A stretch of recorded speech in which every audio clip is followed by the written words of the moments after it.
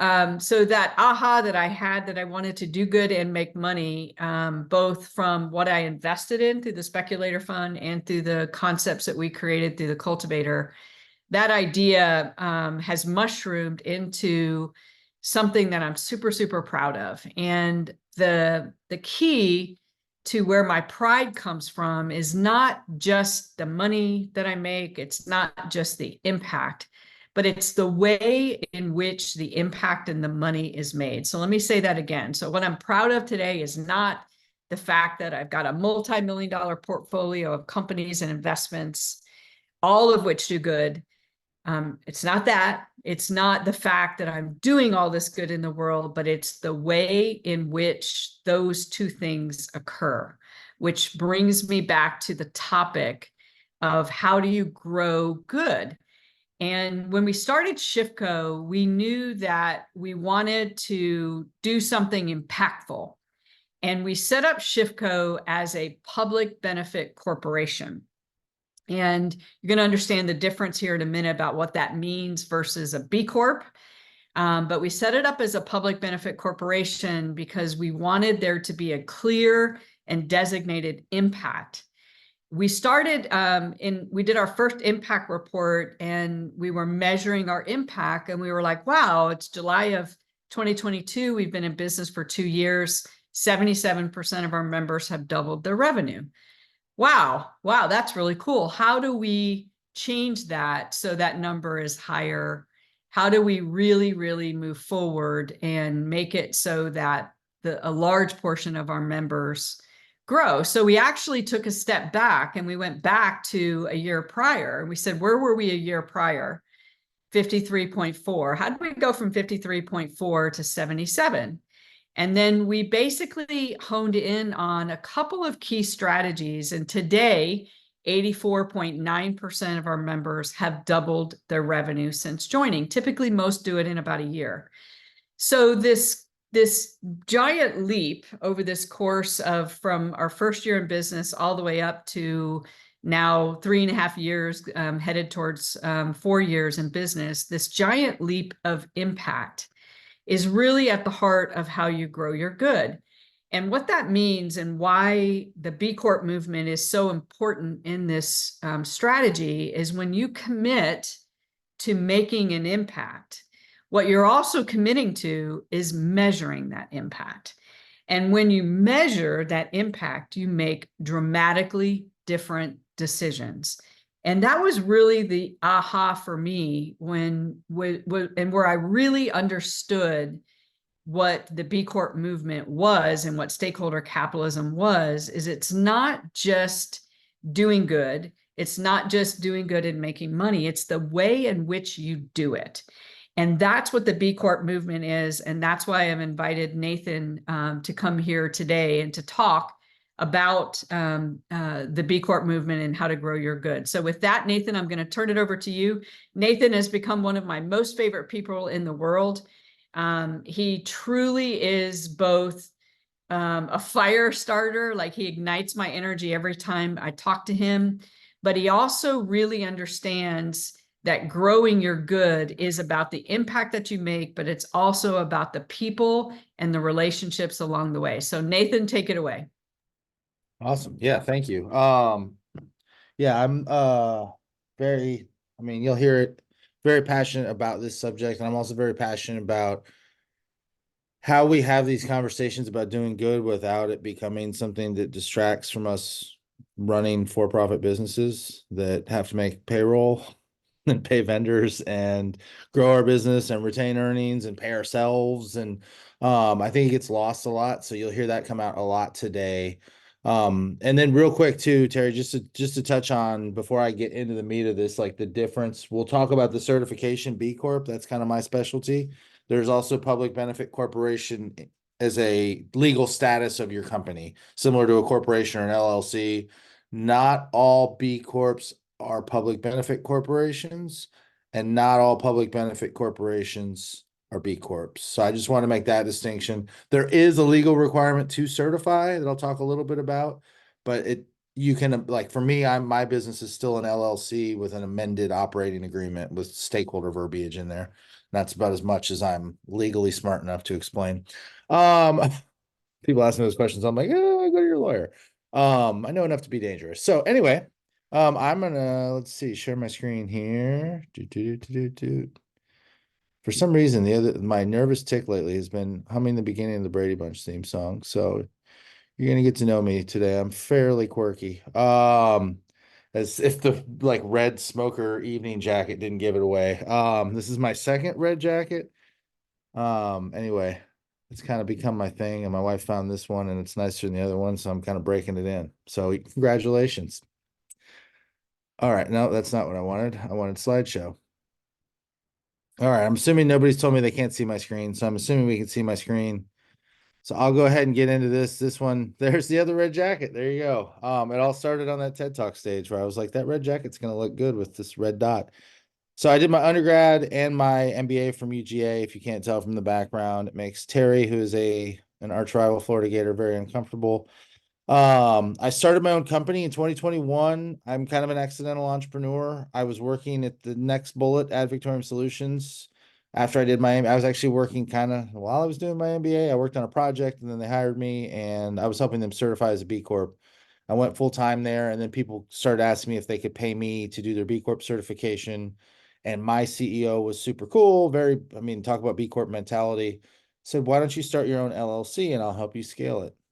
So he was like coaching me through until we kind of like, I think it's time. All right. So, and then like any good consultant, I turned my old my old company into one of my first clients. I started Be Local Georgia in 2018. That's the nonprofit community of all the B Corps in the state of Georgia. I think we had 8 at the time. We are now at 31 B Corps and growing in the state of Georgia. I've also de facto kind of running Be Local Alabama right now because I've certified all 6 of theirs. I'm going to do some stuff in South Carolina. I'm very passionate about building this community in pockets where it hasn't traditionally been. It didn't organically grow. I'll just put it like that. Excuse me. I also teach a class at the University of Georgia, so I teach a class. Anybody have any idea what I teach in the MBA program? If you guess B Corp, you're correct. Teach a class. My students have me have 3 lectures, one fairly similar to the one y'all are about to get.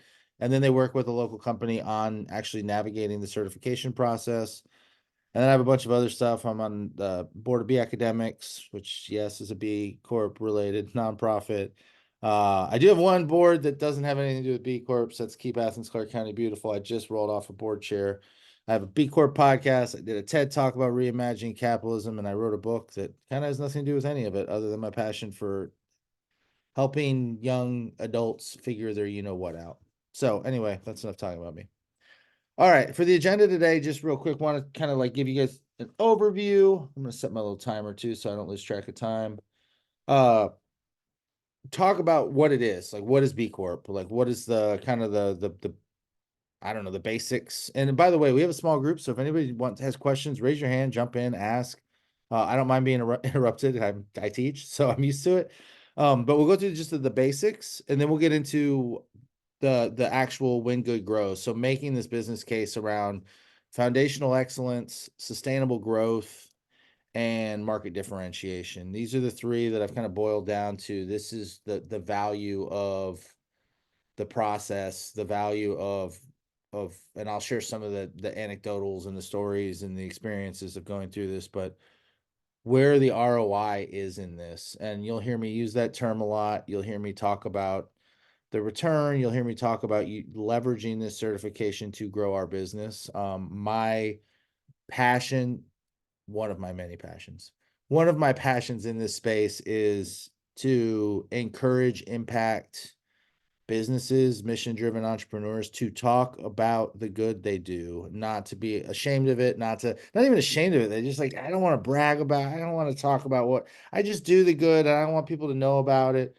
I think that's okay if that's in your private life. I don't think that's okay for the business. I think you do the business a disservice. I think it is something to be talked about. There's an art to it. We'll discuss that, but I think it's important to talk about the impact we're having because you're going to encourage others to follow you. So, and then we'll kind of go through some quick next steps. So, B Corp 101. Anybody know who this is? Somebody almost got it last time.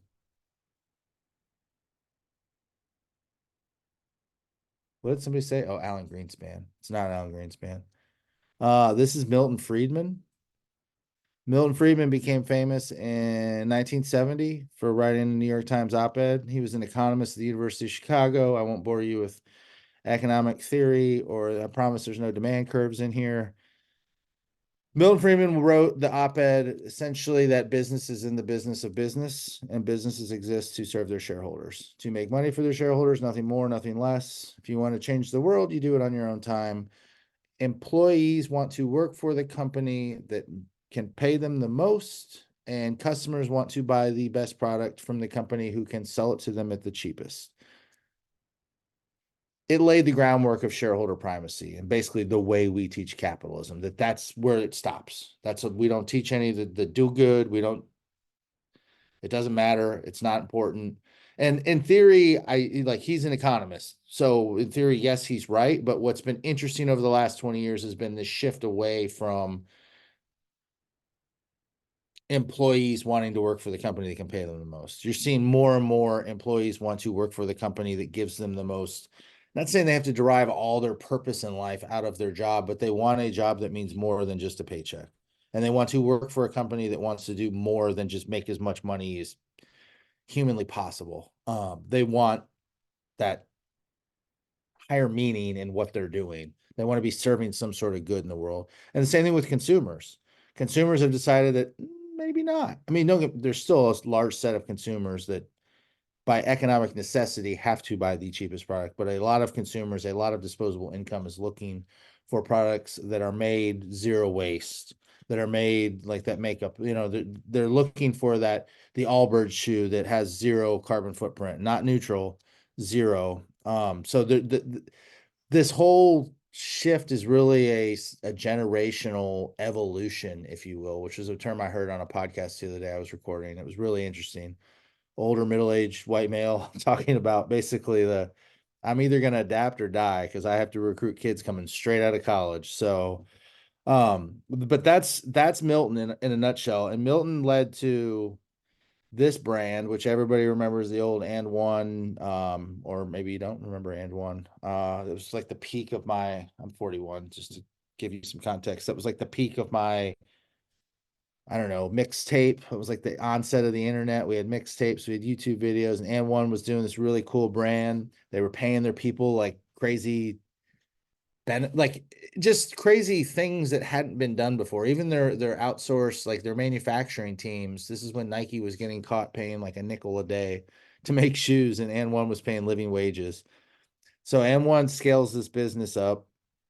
You take on investment money, and eventually you lose some of you don't have the majority share anymore. And so when it's exit time, well, they get an offer, and shareholder primacy, which is the fiduciary duty you have to your shareholders legally, the way corporation laws have worked for years in this country. The best offer for your shareholders comes in, you have to take it.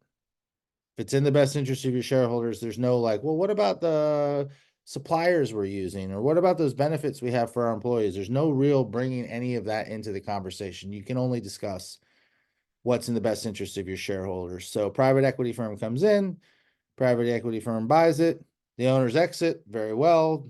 They made a lot of money. This is, it was a bunch of college roommates from Penn. So, but they watched it like horror as like everything they had built was basically deconstructed, and then private equity does what private equity does. And, it's like, okay, we can, let's see if we price it at $16 a shoe, we can maximize demand and our profit margins. And basically now, yeah, you can buy their shoes for like $16 on Walmart.com. So those guys decided, let me help future entrepreneurs, let me help future me not have this happen. And they created this B Corporation certification. They originally were pushing very hard on the legislation and thought, well, what if we came up with some sort of certification that companies could also get to verify the good they're doing in the world? And that's where this movement started. But I think it's important context to kind of understand that evolution from Friedman, kind of shareholder primacy, through some people exiting and going, I've had enough. So we're going to do something about this. And essentially what B Corps are, there's now 8,000 around the world. They're in 180 different industries. There's 88 countries. I'm in the Southeast, so yes, the bottom right still very Southeastern. We've seen 40% growth in what is not considered a Portland or a Denver or a Bay Area, or all these places where B Corps really took off when it launched in 2000, I think 6. I think the first cohort certified in 07. So it's been really cool to start to see it grow in whatever you want to call us, flyover states, purple states, red states, whatever. And what it is an assessment that you can take. So this is just kind of like the is 30,000 foot as I can keep it, because you have to be careful with me. I'll go in the weeds if I have to. But there's 5 sections of the assessment. If you don't have workers, I'll throw this out there too. If there's nobody on payroll, you skip the workers section and the points get allocated into the other sections. But there's 200 possible points. You have to get at least 80 to certify, and you go through section by section. So corporate governance has questions like, what's the highest company oversight? Do you have a board of directors? Is it just owner managed? Is it employee owned? So what do you share publicly? Like, do you have an annual impact report? Do you share financial information with employees? Do you share financial information externally? Like, how much are you, again, I'll get into this. You don't have to do all of it. Workers section, they're looking at like, do you pay a living wage? Do you pay a family living wage? Are your part-time employees eligible for benefits? Does your parental leave policy distinguish between primary and secondary? Do you have 401k? Do you have employee benefits? Do you have all these different boom, boom, boom, boom, boom? And then there's also throughout these, by the way, there's also impact business models, which are something that basically they're tough to get. If you have one, you're doing something, you're like a Tom Shoes or something. An example of an impact business model on workers would be Grayston Bakery with their they do a no questions asked, no background check, no resume needed hiring policy for their factories in New York City. So that would be an example. They got a lot of points for the impact business model. The next section you go into is environment. Obviously going through just what does this look like? What is your impact? What are you measuring? How are you measuring it? Have you set reduction goals? Are you hitting those goals? Are you offsetting your carbon footprint? Do you have policies in place to limit travel or limit, do you have even just a virtual office policy, like letting people know where to buy office products, or like even just reminders of like turn the lights off when you leave your office. So the environmental section, and you can see, like, I can look at this scorecard right here and tell you this company probably is professional services, just based off the fact that their worker score is so high and their environment score is so low. It doesn't mean that they're pouring sludge into the river.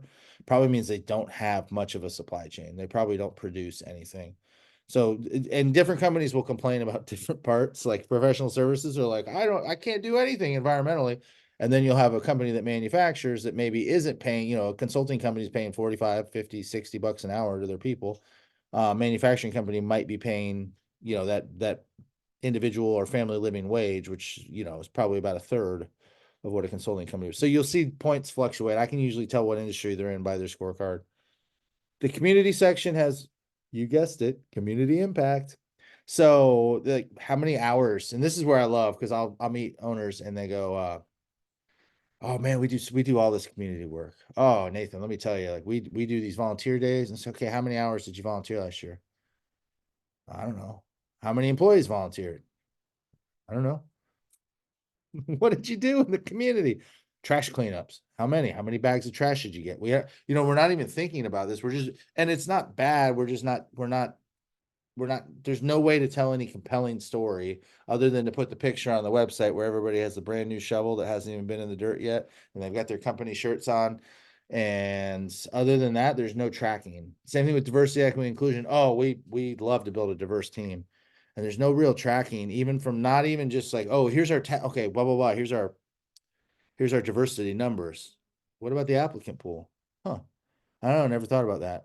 So getting people to like dig a little bit deeper in a lot of these community initiatives is a fun part of this process to me. And I'll talk about kind of using this as a long, hard look in the mirror exercise as well.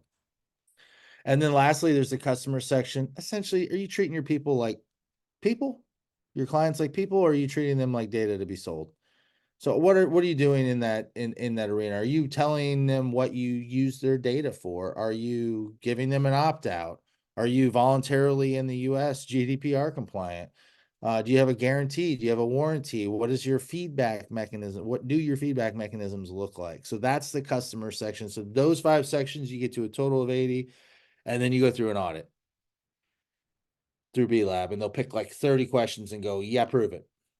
And that's why you'll see me say, and it's not a shameless plug for my company. It's just, if you're going to do this, just like I wouldn't design my own website, I would recommend talking to some consultants, finding one you like, and having them help you, because even the last part is almost like going to court. Like I'm sitting there arguing with the analyst from B Lab for every point for my clients. So anyway, that's the overview of kind of the B impact assessment. I'm going to stop real quick right there. Are there any questions on that process before I get into kind of the growing the business? Yeah, one of the questions that I wanted to key up, Nathan, was when you think about the value of this scorecard from my perspective, because when we formed Shifco as a public benefit corporation, we did so knowing that we would start the certification process as soon as we had crossed our 1-year mark. And when I actually went over to start the B impact assessment, and it really forced me to think through these things.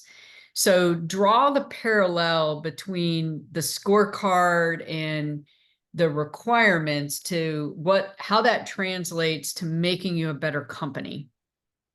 Ooh, I will get to that. That is definitely, there's a lot of, well, yeah, it's coming up a little bit, but I think a big part of the foundational piece is, first of all, just measuring what matters. Like some of the examples I use of we have no idea. I think from that early phase, there is an incredible foundational element to this process of figuring out who you want to be when you grow up. Of like knowing what we're going to try to do, what's possible, budgeting for it, allocating for it. I think that's the part from an early stage company. Like for me, when I started, I mean, obviously I was going to do B Corp consulting, and I was Mr. Well, I guess I am Mr. B Corp. So I didn't give myself that title, by the way. So it was very integral to everything I did. You know, it was like, okay, I'm going to do 1% for the planet, and this is going to be our nonprofit of choice, and this is our storytelling cadence. But yeah, it all baked right into like where we were going to go with the company. Yeah, and I would add to that, and I'm glad you're going to go deeper into that, and we'll see if there's any other questions here in a minute. But I want to add to that, it does force you to make different decisions as well. And that was the big aha. Like every decision that we make in Shifco is, how is this going to help our members grow? It's not, how is it going to make the shareholders more money? Since we're a for-profit entity, it's not, what's going to make us look better, but how is this going to actually help us fulfill our purpose? And that really, I think, is the reigning element to what we got when we started the B impact assessment. So before you keep going, are there any other questions from those of you that are here live today?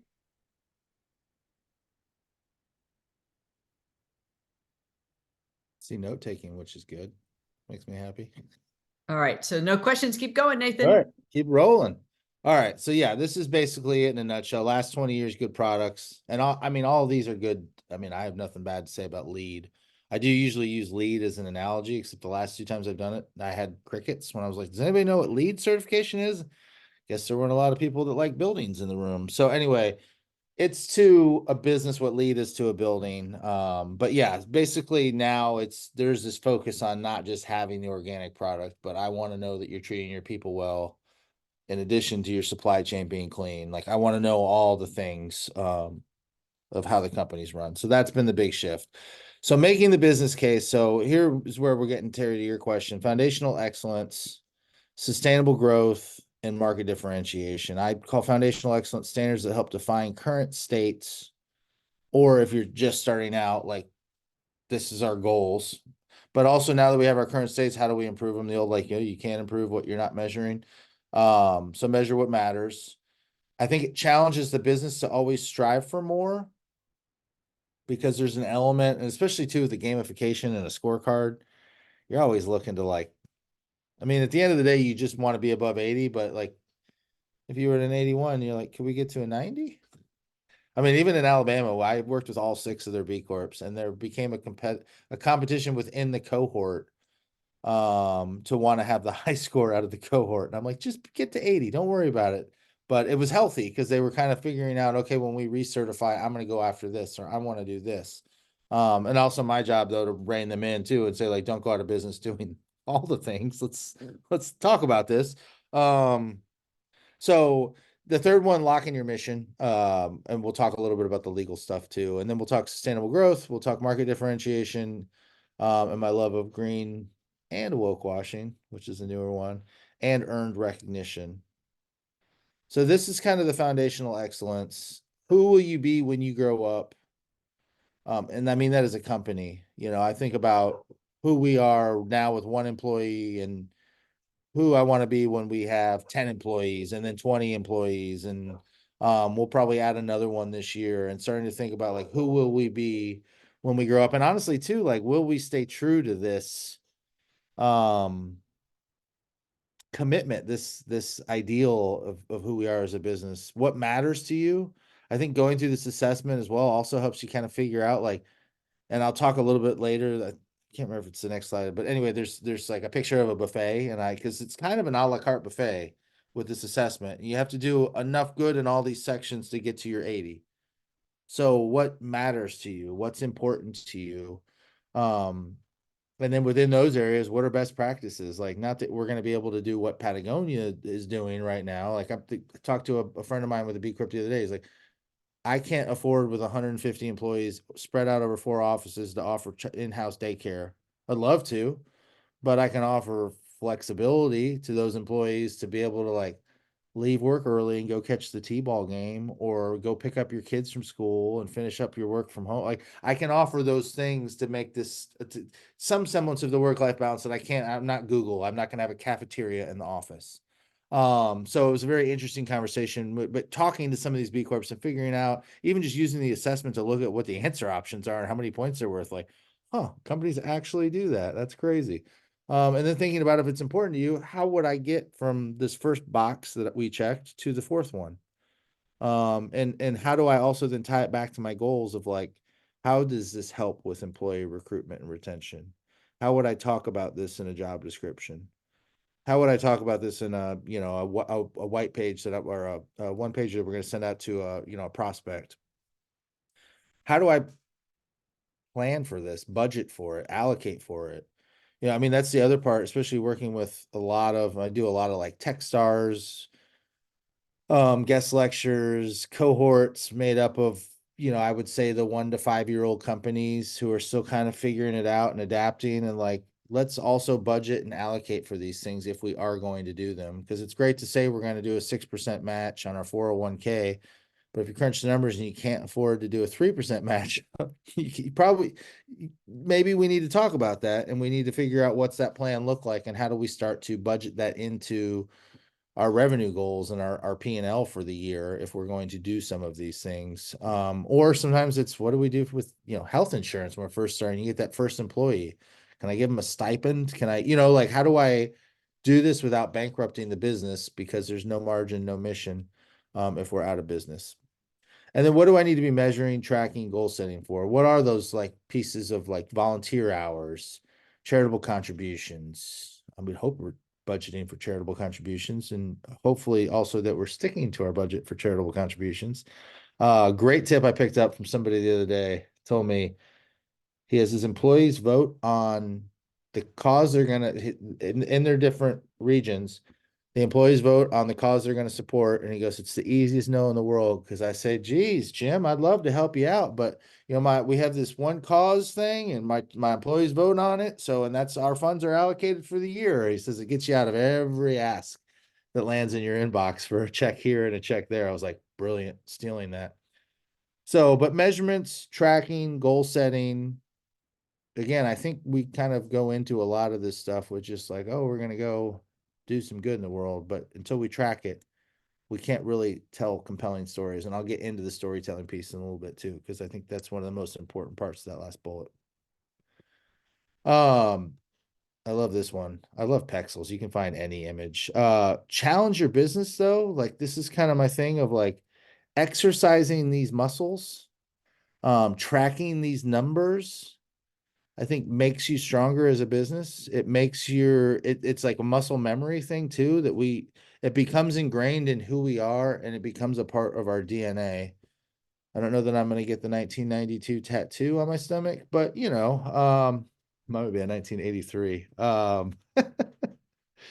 And then the mission lock, legal requirement to protect your stakeholders. So this is where we talked about the public benefit corporation. To certify as a B Corp, you either have to be a public benefit corporation or you have to amend your LLC operating agreement, which is really simple. And B Lab gives you the verbiage, but essentially to legally be able to discuss your stakeholders instead of just shareholder primacy. Essentially, that's what the legal requirement is. It also, though, from a non like legal, I am a good person and I have made a public commitment and I've made it to the world and I put it in a blog. I believe that making this public facing commitment to be a good business keeps us honest. It tells the world who we are and what we stand for, which kind of leads into the second piece of of what I want to talk about with as far as like, okay, now this is our foundation and now we're about to scale. And I say this from a place of Advic. When I met them and I was working on that project as an MBA student, it was like Jeff and a couple other people working out of his basement. And then I think they had 8 and we started the project. By the time I got hired, we were at I was like employee 18. And by the time we certified, it was like 25 employees, and now they're well over 100. So I've seen this kind of like take effect. And so when we get into the next section, I'm going to talk a lot about that experience as well and how I think it helps companies continue to grow, but to grow responsibly. And there it is. It's having a plan for what we're going to do, being able to budget, being able to scale our impact with our revenue. How are we going to sit there and go, okay, like I always had 1% of the budget every year. And also, how are we going to stay in business? How are we going to walk that fine line between, because anybody that's scaled a business knows it gets like that, like there's those thresholds, like 35 employees was a choppy one, 50 was a choppy one, 75, 100, like you start hitting these thresholds where you're trying to balance demand with staffing and sales, and all of a sudden sales numbers come in lower and you're like, uh-oh, we've got like 10 extra heads, and then sales numbers come in really high. You're like, oh, we need to hire immediately. And the whole time you have somebody like me sitting over there like, oh, are we still going to do that pro bono project that we promised that one charity? Like, it's like, how do you balance these things without some sort of a plan for growing the business? So, there's my buffet picture. So this is kind of my words of wisdom to a certain extent of like, you don't have to eat everything on that menu. So as you go through this, and I keep hammering it home, but go through it with a what's important to you. And as you build a team, it doesn't necessarily become about you anymore. What matters to your team? That's what I keep seeing again and again is the companies that really nail this are surveying their team. What charity should we support? What do you want us to support? How do we pick this one good charity? How do we settle on it? How do we vote on it? So everybody's in alignment, and it's not the Nathan Stuck show anymore. It's the charity of choice that you've picked. Same thing with clients. A lot of people will do client matches, let their client contribute money, or pick the charity where the money goes to, depending on what your business structure is. And then this next one, can your impact be viewed as an investment? And this is something I think gets missed a lot. We always put this on like the cost side of the accounting equation. Can we look at this as an investment into retention? Can we look at it as an investment into our marketing budget? Can we look at it as an investment into biz dev? I mean, obviously this is super anecdotal, but my newest client that we will kick off next week, I met her at a volunteer day, stood in the sun, talked for 2 hours after we spread compost together. And she has a company that does some really cool stuff. And also that was one of her charitable partners, was this farm that we were volunteering at. So, I mean, obviously that's a super awesome example, but not going to be completely realistic, but I look at some of the stuff that I do as investments into my bottom line. Like a lot of my volunteer time, where you guys saw the slide, Be Local Georgia. I didn't even have Build Southeast on there, which is our big Southeastern B Corp conference that I somehow become executive director of. It's an unpaid, I got a lot of unpaid executive director roles, but I look at that as an investment into my brands, the company's brands. Obviously, we're going to make ourselves a huge sponsor because I donated whatever 400 hours or something last year to that conference. So like I look at these things as how do I move it? It's not necessarily just from a sunk cost. I'm looking at it more as an investment in future growth and planting seeds along the way with what we're doing. I have my teammate volunteering all over the place. I just had her start a young professionals networking group. Like we're thinking about these things is like, how do we plant seeds of good in the world, but also it's okay if that brings us in some business. If it makes my employee happy that she gets 40 hours a year to volunteer. Also, how do I encourage her to actually take that so she's appreciative of the benefit that doesn't cost me a ton? So thinking about it differently. And then lastly, again, from that marketing standpoint, does it tell a story? And how are we going to tell the story? Because to me, this is free content. Like, I mean, it is as free as it gets, depending on how often you publish or you put blogs out or social media posts for Instagram or LinkedIn. I'm a big LinkedIn guy. It's just free content. Like I don't have to think about it. I don't have to write another boring blog about my widgets. Oh my God. Oh, did you see the new widget release? They updated the Salesforce got updated. Here's the winter release notes. Oh man, these new features. And like nobody's reading that. Maybe somebody very technical is, but honestly, half the time your customer's not reading that. But you're creating content that creates brand impressions and that creates like this positive brand affinity with your brand of like, oh, that's a company doing good in the world. I want to, not necessarily I want to do business with them, but it stands out. So does it tell a story? And then lastly, I keep saying it, no margin, no mission, no margin, no mission, no profit, no purpose. Don't go out of business doing any of this. Do it as you can. And again, that's why the buffet, I can eat everything on that buffet. I'm just gonna, well, maybe when I was 20, I could. Now I would feel like terrible for 3 days. So I don't even know what's in there. All right. Heard my old boss say this on a podcast. B Corp certification as we scaled was like guardrails for corporate decision making.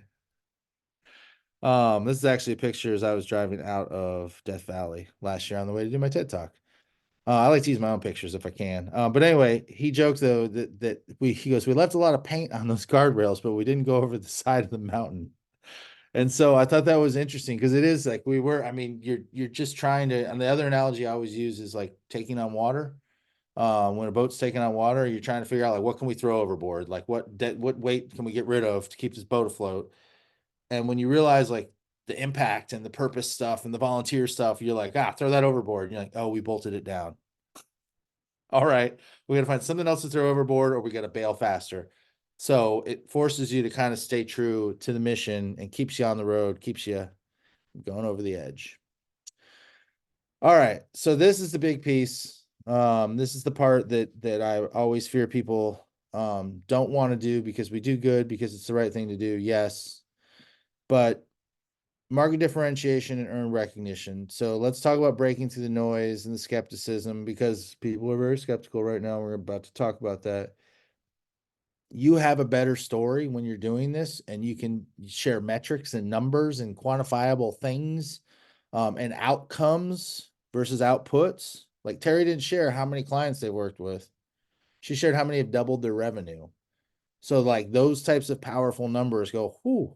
And if you're a customer or a prospect, aren't you going, I'd like to double my revenue? Well, like I don't really care how many people you've worked with. That's a much more compelling statistic when it tells me exactly what's going to happen or what good they're putting into the world. Recruit and retain top talent. Second podcast I've recorded in less than a week, and my guests today told me that was the biggest benefit for them. I think the gentleman last week who told me adapt or die, I'm recruiting talent out of the University of Georgia, and I have to recruit Gen Z, and they don't care about the things I care about. And then today said people literally have told her during the hiring process, I Googled marketing agencies that are B Corps, and that's how I found you. Because they were skeptical of the marketing agency world, but when they found a B Corp, by God, they get their door beaten down. So recruit and retain top talent, get more meetings, acquire more customers, depending on B2B, B2C side, and just being a trustworthy company. So real quick, I want to run through these and be cautious of time. It's 12:48. I love this. This is my favorite Pexels I ever found. This guy just does not trust you. Meet Gen Z. They don't trust you. They don't trust us. They don't trust marketing teams. They don't necessarily believe anything we're telling them. So, and why don't they believe anything we're telling them? Because this picture's on everybody's website. We work everywhere. Look at that team. Smiling, super diverse, stock photo. They snip right through this. They're not going to come work for you because that picture's on your website, because that picture's on everybody's website. Our team gives back. Also a stock photo. Look at that. They got volunteer shirts on. They're holding boxes that say medicine and food. This picture's on everybody's like about our team or about us page. Like, it's just so, my point in these two are like, it is so vanilla and bleh, and like, you're not going to break through with like, great, like, this is the bare minimum now, is to have a page that talks about the diversity on your team and your community impact and your dedication to the environment. Like, everybody has these now, so how are we going to break through this clutter? And you're up against big marketing teams who, um this is one of my favorite greenwashings ever. Every drop of this plastic bottle of water is green. You're up against recycling being a big deal at Keurig. They got sued pretty big for this one in the UK. So they're still not recyclable. You're up against well-funded marketing machines, and you're up against whatever the hell this was. Kendall Jenner, which my students corrected me. I didn't know which one it was. I thought it was Kylie. It's Kendall. When she solved all of our social injustice in the world with a can of Pepsi in 2020. That one's still, clearly there was nobody in that room. So to me, that is what we're doing here. And so this is kind of like my pledge. I thought about saying originally I had repeat after me, but we're not going to do that. But this to me is the good business storytelling pledge of, as you do this, why are we doing all this good if we're not going to take advantage of the fact that it can help us grow our business? So I will tell my story. I will tell our story. I'll talk about the good we're putting into the world. I'll do it without it being about us, because that's the art. It shouldn't be about us. It's about putting the spotlight, thinking abundantly, shining the spotlight on our team, our clients, and our nonprofit partners. I understand that telling our story will help us grow our business, and that growing the business will create more great jobs at my company. And I understand that growing the business will create opportunities and budget to scale our community impact. I used to get 1% of the budget at my old job. Did I want us to go from 15 to 20 million? You betcha. I had more money to give away. I had more impact to make. And I understand that building a purpose-driven and profitable business is one of the most powerful things I can do to reimagine capitalism through purpose, with purpose, and on purpose. That was the title of my TED Talk. I linked it there, but that's the whole point of this, is we're trying to grow our business. We're trying to make this business case to the world that good business is good for business. So that is my presentation. My next steps to you: the assessment is free. It costs nothing. It is B Lab. They will not spam you. You will never hear from them if you never hit submit. Nonprofits have taken it. I've seen business schools take it. Anybody can take the assessment. So if you want to just give yourself that look in the mirror and say, how do I stand up? Right now, if I'm sitting here going, oh yeah, we volunteer, and some of that stuff hit close to home, take the assessment and just give yourself, even if you don't, like, I'm not going to certify. Okay, great. I'm not here to tell you to certify or not certify. I'm telling you, here's a great tool to think about how you operate your business and how you want to grow your business. I'll put the B Corp directory link in there, the Be Local directory link. So if there's a Be Local in your area, reach out to somebody on that board. They will talk to you. Local B Corps will talk to you. And if it's right for your company, go after certification. And also, I did, again, not a plug, you hire a different consultant. I don't care. certify, but hire a consultant if you do it, just because otherwise you're going to spin your wheels. If I had $1 for everybody that told me they're going to do it on their own and calls me 2 years later with all that wasted time and went, should outsource this from the beginning. So those are my words of wisdom. I'm going to stop sharing so I can see everybody's faces again. So a couple of things on the assessment, one of the big ahas, because I went into it just like Nathan said, oh yeah, sure, check, check, check. And then there's little things that make you stop and think. For example, I've been doing banking with Chase since I first moved to Texas, back when it was Bank One. And as I really stopped to think about the requirements for my banking relationship, I might not get as many points with Chase as I would if I were rethinking that. So it causes you to rethink some stuff that you're doing unconsciously. And that has had a dramatic effect on our whole portfolio. Like we're rethinking all of our banking relationships in all of our companies. So that's a great example. Secondly, is it makes you think about collaborating rather than creating everything on your own. How can you collaborate? It was one of the big reasons why I said, hey, I want to build relationships with conscious capitalism and be local and be lab rather than trying to do everything on our own. How can we do it through networks and community? And then third is when you really stop and think about how do I measure my impact, not talk about it, but how do I actually measure the impact and the purpose that I'm fulfilling in the world, that causes you to make dramatically different business decisions. So I agree with Nathan, take that assessment. I've never been marketed to from B Lab. I've never had a consultant forcefully try to get me to, do the certification process with them. But even before I really jump in, I've started the prep for the certification process, or we have started the prep for the certification process. And that has caused us to be a better company, not even having completed the certification. So taking that assessment, I think is huge. And then Nathan, talk a little bit about be local versus be lab, because I know you kind of skipped over that. That took me 6 months to figure out. Can you explain the difference? Yeah, so B locals are like independent nonprofits. That we have a memorandum of understanding with B Lab, but we have our own board. Nobody's typically outside of like the really big one, like Portland, I think has budget for an executive director because they charge fees. Most of us, like Texas, Georgia, we have 31 B Corps. My goal is to hope all 31 people show up. We try to make enough money to pay for our events every year. So they're very independent. We're really just the passionate people in the community that either work at B Corps or own B Corps that want to grow this community in our backyard. So there's a lot less of and even B Lab's not very corporate-y. It's a nonprofit anyway, and then B Lab is like the parent nonprofit that oversees the standards for the certification. They oversee like the big conference every year, some of the different network groups that live within B Lab. I'm trying to think what else they do. They have some business development arm for some of the bigger multinationals and stuff that have been starting to show interest in this certification. So yeah, operate pretty independently. I mean, even this shirt, I went kind of rogue. That's not on the memorandum of understanding. What did my old marketing director, we had a marketing committee, she was like, that's going to be called our hipster logo. I love it. I love it. So Nathan, I'm going to give just a slightly different perspective on that. And then if you wouldn't mind dropping those links into the chat, that would be great. So if B Lab is the governing entity that manages the certification, Be Local is really the arms and the legs that really build brand awareness for that model. And it's the same thing with the conscious capitalism chapters.